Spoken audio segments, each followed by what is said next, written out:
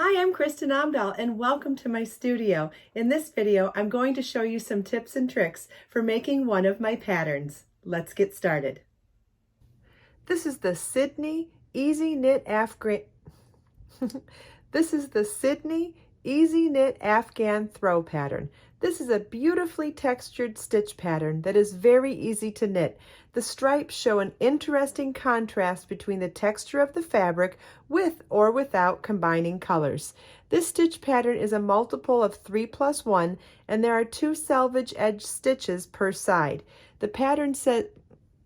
This pattern is shown with number 5 bulky weight yarn and a size US 13 or 9mm set of knitting needles. I used a circular set of knitting needles, not because we're working in the round, but because we're accommodating a large number of stitches.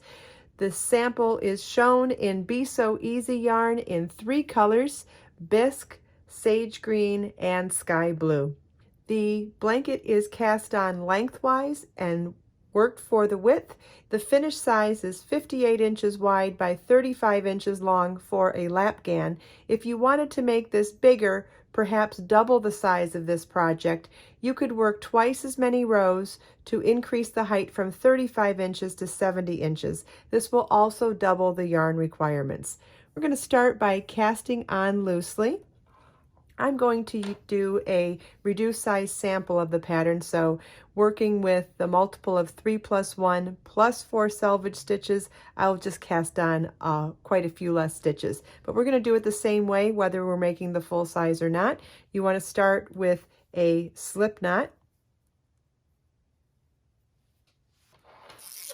and slide that slip knot onto your knitting needles, holding your tail in front and your working yarn behind. We're going to wrap the tail around our thumb, pull a loop through of the working yarn, through the loop of the tail yarn, and slide it onto our needle. The slip knot counts as our first stitch, that's our second stitch. If you're making the blanket the same size as the pattern, you will cast on 98 stitches loosely. Noticing that I'm not tightening up as I place it on there, that's how we're maintaining a loose cast on.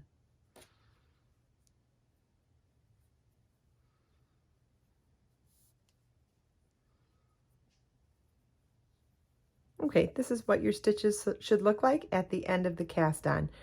We have a setup row first. Setup row is to knit across. You're going to insert your needle from left to right in the first stitch, yarn over your needle, and pull a loop through. As you pull that loop through, you'll slide the stitch from your left hand needle off. We're pulling a loop through a loop, and that is the knit stitch when you're holding your yarn in back and you're inserting your needle from left to right into each stitch as you go. So setup row is to knit each stitch across.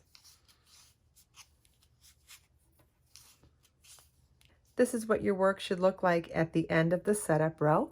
We're going to turn our work and now work row 1 of our stitch pattern. Row 1 is also marked as RS, meaning it's the right side row.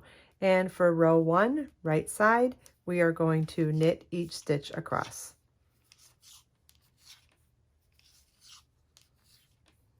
This is what your work should look like at the end of row 1. We're going to turn our work, and if you notice on your pattern, row 2 also says WS, which means this is a wrong side row.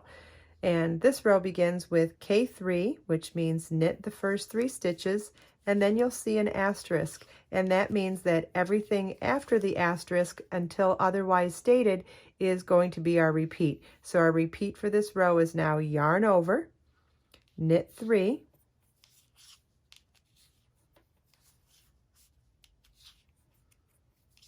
and then we're going to pass the first of the 3 knit stitches up and over the second and third and off the needle. So let's pay attention to what we have here. We have a yarn over and then knit 3.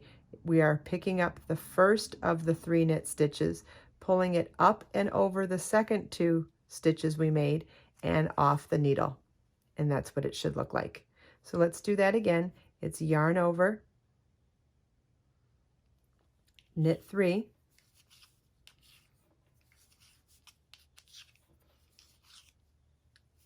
Okay, there's the yarn over, knit 3. We're going to pick up the first of the 3 knit stitches, pull it up and over the second and third, and off the needle. And so that yarn over balances out the stitch that we took off the needle so that we are not changing our stitch count. Do that one more time, yarn over, knit 3, pick up the first of the 3 stitches, and pull it up and over the second and third, and off the needle.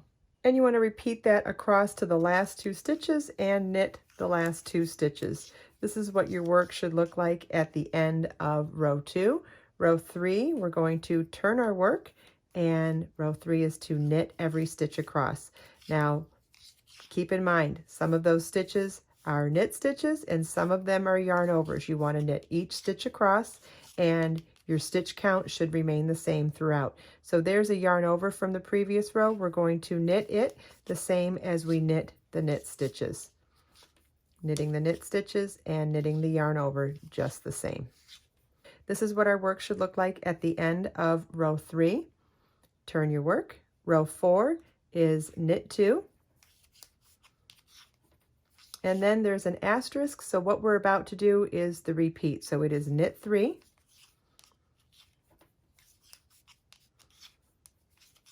pick up the first of the 3 stitches we just knit, pull it up and over the second and third and off the needle, and then yarn over. So we're doing the knit 3 and the yarn over in an opposite sequence as what we did on row 2, which is what's going to give us an offset design to the pattern. Very pretty.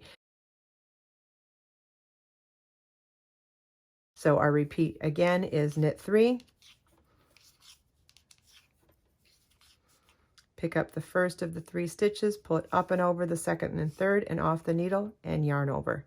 And you want to repeat this all the way across until you get to the last 3 stitches and knit the last 3.